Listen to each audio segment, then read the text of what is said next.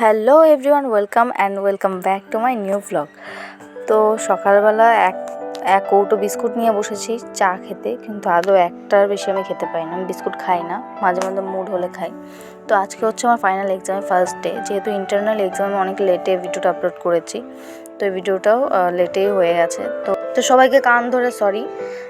এবার থেকে একদম পারফেক্ট টাইমে ভিডিও আসবে। তো স্নান করে একেবারে বই নিয়ে বসেছি কিছুটা পড়তে। তারপরে বোন দেখি ভাত দিয়ে গেছে, একদম ছড়িয়ে ছিটিয়ে ভাত দিয়েছে আমাকে। তো রেডি হয়ে গেছে, এখন বেরোবো।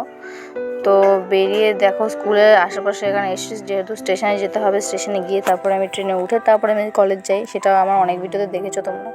তো আমার এই যে অবস্থা, যেদিন শ্যাম্পু করে বেরোই সেদিন আমার এই স্ট্রেট চুলগুলোর এই অবস্থা হয়। জানি না সবার চুল দেখতে মনে হয় কি কত স্ট্রেট, কিন্তু আমার চুলগুলো এরকম হয়ে যায় কেন জানি না, ঝাঁটার কাঠির মতো হয়ে যায়। তো স্টেশনে চলে এসেছি, ওভারব্রিজ দিয়ে উঠছি, আর এই দেখি কোথার থেকে আবার ছোলার চাট নিয়ে এসছে। তো খুব একটা ভালো ছিল না, বাজে ছিল খেতে। ট্রেনের মধ্যে যেই ছোলাগুলো বিক্রি করে সেগুলো খুব ভালো লাগে খেতে। তো চলে এসেছি কলেজের পাশে, এখানে একটা পঞ্চায়েত টাইপের জায়গাটা। তো এখানে অনেক কিছু আছে এখানে। তো সেখানেই বসেছিলাম, ওয়েট করছিলাম কি করব, যেহেতু আমার আগে এক্সাম না, সবার এক একটা টাইমে এক্সাম পড়েছে, কারো লেটে কারো আগে। তো এক্সামের দিকে যাচ্ছি, এক্সামে ঢুকবো দিতে। তো এক্সাম কমপ্লিট হওয়ার পরে এই যে বেরিয়ে গেছি আমরা, এখন অটোর জন্য বসে থাকতে হবে। আগের বছর যেহেতু আমরা গেছিলাম টোটোতে করে, এইবার অটোতে বাসে সব কিছু একদম স্ট্রাগল করে গেছি। অবশ্য ভালোই লেগেছে, বাসে আমার ওঠার খুব একটা অভ্যেস নেই, কিন্তু বাসে উঠে এই দুদিন ভালোই লেগেছে আমার।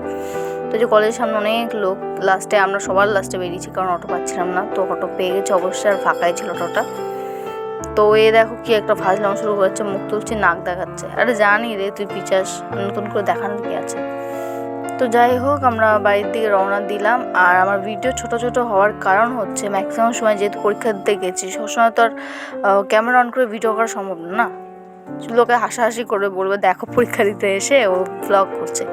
যাই হোক, আমি ব্লগ করি একদম লুকিয়ে চুরিয়ে আমি ব্লগ করি, কেউ যেন বুঝতে না পারে, কারণ আমার একটা নিজের অতিরিক্ত লজ্জা যাকে বলে। তো বিকেলে এত সুন্দর ভিউ এনজয় করতে করতে যাচ্ছি বাড়ির দিকে। তো বাড়িতে আসার পরে এই দেখি বিস্কুটের কৌটোটা এখনও বাড়িতে এখানেই পড়ে আছে, কেউ একটা জিনিস অব্দি তোলেনি। এখন মাথাটা কার না গরম হয়ে গেলো। আর এই বিস্কুটগুলো খেতে আমার খুব ভালো লাগে, ওই কি বলে কে জানে, আমি জানি না। তো বাড়িতে বসে বসে এই বোনকে বলছিলাম যে ঘর আমার গুছাইসনি কী অবস্থা। আর আমার গালে দেখতে পাচ্ছ এই পুজোর আগে কীরকম একটা হয়ে গেছে আমার গালটা, যতই যত্ন করি ততই এমন হয়। পরে দেখছি এই যে এই সুন্দরী মহারানী এসছে আমার পুকু। তো প্রথমে একটু আসবে, একটু ভাও দেখাবে, কথা বলবে না, লজ্জা পাবে, কিন্তু পরে আবার এত কথা বলবে, তখন আর ওকে থামা। এখন ভয়েস ওভার দিতে দিতে বুঝতে পারছি যে আমার হয়তো আবার ঠান্ডা লাগবে।